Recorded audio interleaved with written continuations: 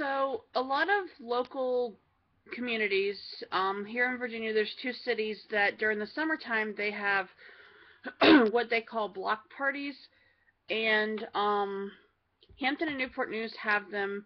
I know Hampton is like every Saturday night. I'm thinking for within a certain blocked time, they have like um concerts and local bands and stuff playing. Usually that's pretty free, and then some people will set up booths and they can make some money off of some things and sell drinks and maybe some craft items and stuff. And there's some in downtown Hampton. Sometimes you have several concerts going on within a general area, so you pick one section, one stage. There might be three or four, and it gives the local bands a chance to play a little bit. And I'm not sure if those are paid gigs or if those are more like self promotion where they want to get their name and their image out there. I'm not really sure.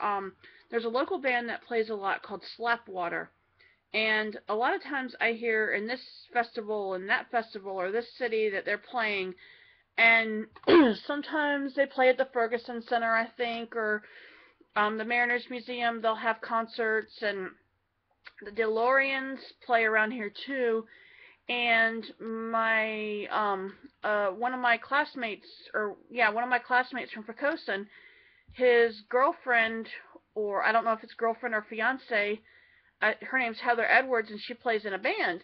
And she goes around, and he plays in her band too. I think he plays guitar or something. He might sing too. I don't remember. Um, and during the October time frame, Pocosin has a seafood festival, and they usually try to get some of the locals for Friday and Saturday, and they'll get sometimes they'll get a good country artist on Sunday, which is the day that they close. And I know that one year the Kinleys were there. They were twin sisters that were country music singers. I saw Jessica Andrews there. They're not the high, Garth Brooks, Reba McEntire type, or Loretta Lynn, or Tammy Wynette, or any of those, but they're ones that are coming up. I know Daryl Worley played there, and there's been many others, but I haven't really heard of many of them coming in and playing the last couple of years, and I don't know if it's because the city has diverted funds from that to something else, or if they're just trying to kind of keep it local. I don't really know. I don't go to seafood festivals. I've only went to one, and I've lived in the area for 18 years, right? Because 97, 18 years. So, it's just not for me. There's too many crowds. There's a lot of area. You have to walk through the woods to go past booths and stuff to get to the main area. I just don't like that. And then Hampton has a thing that they call Bay Days, which this year I don't think they did because I think they diverted the funds for that to work on a new a giant, big, huge courthouse that they're building. That project's been taking forever. I hope it gets done soon. They did host this thing called actually I don't know the title of it, but it was basically this big, giant slip and slide, and they put it down one of the main roads, and you could pay for unlimited, means you could do it as many times as you want that day, or you could buy tickets and do, one or two slides. And that was for the kids and the adults and stuff. Actually, I think it was more, the kids might have been involved, or it might have just been adults. I'm not really sure because I didn't go, but I heard about it.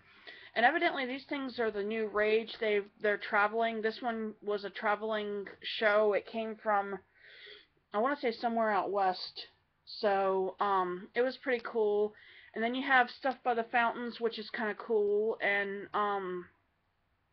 it's a good time. Stuff by the fountains in Hampton usually, or not Hampton, Newport News is usually a little concert.